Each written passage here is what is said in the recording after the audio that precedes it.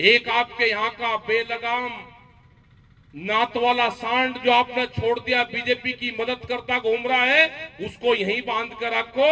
वो देश में सबसे बड़ी बीजेपी की मदद करता है, उसको यहां से बाहर मत जाने दो। जो ओवैसी को कहा जाता था भारतीय जनता पार्टी की बी टीम है, आज साफ हो गया वो सपा की बी टीम है। सांप्रदायिकता ही ओवैसी जी का एक प्रकार से राजनीति है। ओवैसी किसका एजेंट है? बाबा आप भी बैठ जाओ, अखिलेश को भी। नमस्कार दोस्तों, आज हम बात कर रहे हैं AIMIM चीफ असदुद्दीन ओवैसी की। किसान नेता राकेश टिकैत ओवैसी के लिए किस तरह की सोच रखते हैं आपने सुन लिया। राकेश टिकैत ने असदुद्दीन ओवैसी को बेलगाम सांड क्यों कहा, जरूर बात करेंगे। साथ ही जानेंगे बीजेपी की बी टीम कहे जाने वाले ओवैसी को योगी सरकार के मंत्री सिद्धार्थ सिंह ने क्यों कहा ओवैसी सपा की बी टीम है और उन्हें वापस हैदराबाद ही जाना पड़ेगा। बात करेंगे गुरुवार को जौनपुर पहुंचे ओवैसी ने समाजवादी पार्टी और बीजेपी पर किस तरह हमला बोला। लेकिन उससे पहले आपसे अपील है, आप हमारे चैनल को लाइक और सब्सक्राइब कर लीजिए, साथ ही बेल आइकन को भी दबा दीजिए। अगर आपको हमारा काम पसंद आ रहा हो तो आप बरेली दर्पण को सपोर्ट कर सकते हैं। इससे हम अपनी टीम को और बड़ा करके आपको और बेहतर कंटेंट देने की कोशिश कर पाएंगे। जी हां, हम बात कर रहे हैं असदुद्दीन ओवैसी की, जिनके बारे में कहा जाता है कि वो जहां जाते हैं बीजेपी को फायदा पहुंचाते हैं। ओवैसी इस बार 2022 में यूपी में होने वाले चुनाव में कूदने का मन बना चुके हैं और रैलियां भी कर रहे हैं। ऐसे में किसान नेता राकेश टिकैत से लेकर बीजेपी के मंत्री तक ने ओवैसी पर तेज धार वाले जुबानी वारों से हमला बोल दिया है।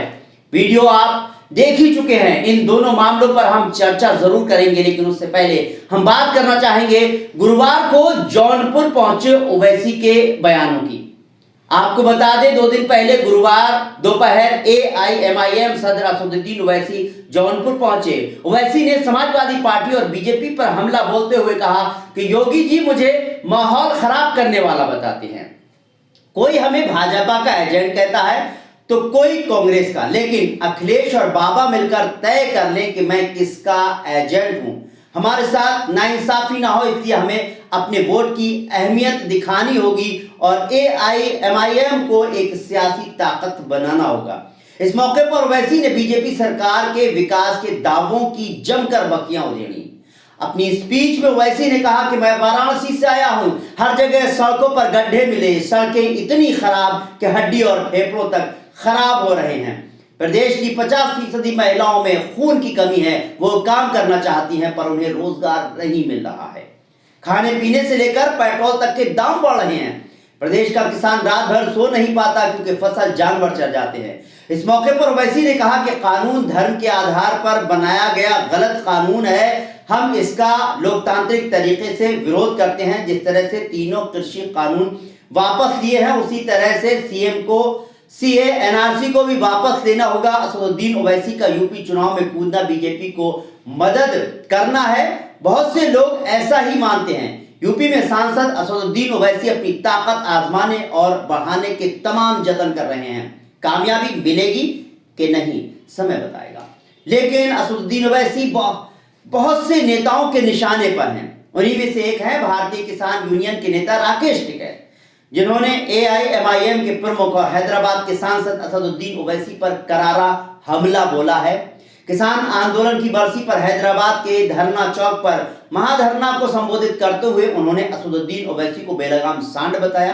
राकेश टिकैत ने बिना नाम लिए कहा कि वो देश भर में बीजेपी की मदद करते हैं, उन्हें हैदराबाद में ही बांध कर रखें। राकेश टिकैत ने कहा कि आपके यहाँ का बेलगाम बिना नाथ वाला सांड बीजेपी की मदद करता घूम रहा है, आप लोग उसको यहीं बांध कर रखो, वो देश में सबसे ज्यादा बीजेपी की मदद करता है।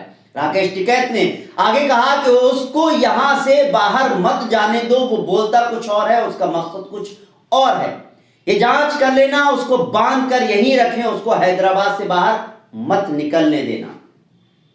किसान नेता ने आगे कहा कि वो वहां जाएंगे तो बीजेपी की मदद करेगा, यहां पूरे देश को पता है इस बात का, उसको बांध कर रखो, वो बेलगाम सांड है।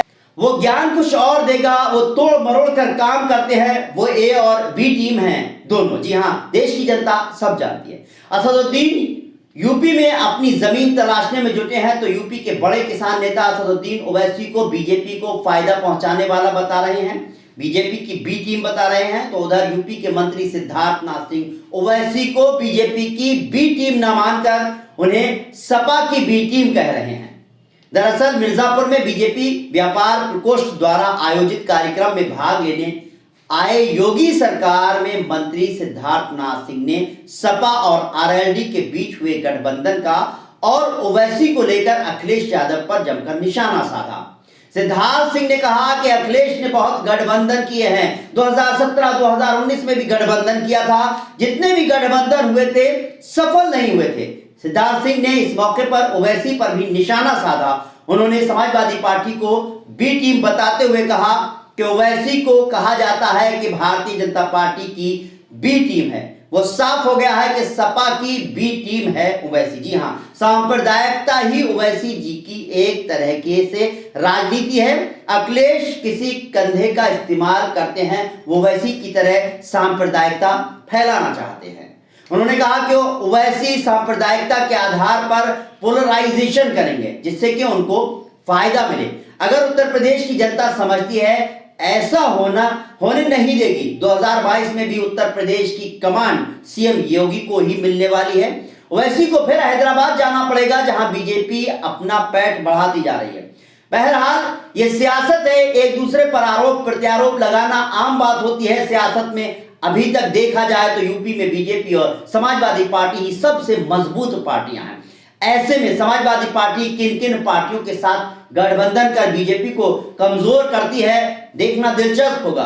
2022 में यूपी का असेंबली चुनाव किस रुख बैठेगा, देखने वाली बात होगी। आपको हमारा प्रोग्राम कैसा लगा कमेंट करें, साथ ही हमारे चैनल को लाइक और सब्सक्राइब करना ना भूलें। जाते जाते आपसे अपील है, अगर आपको हमारा काम पसंद आ रहा है तो हमारे चैनल को फाइनेंशियल सपोर्ट कर सकते हैं। हमने अपना पेटीएम, गूगल पे नंबर और अकाउंट नंबर डिस्क्रिप्शन में डाल दिया है।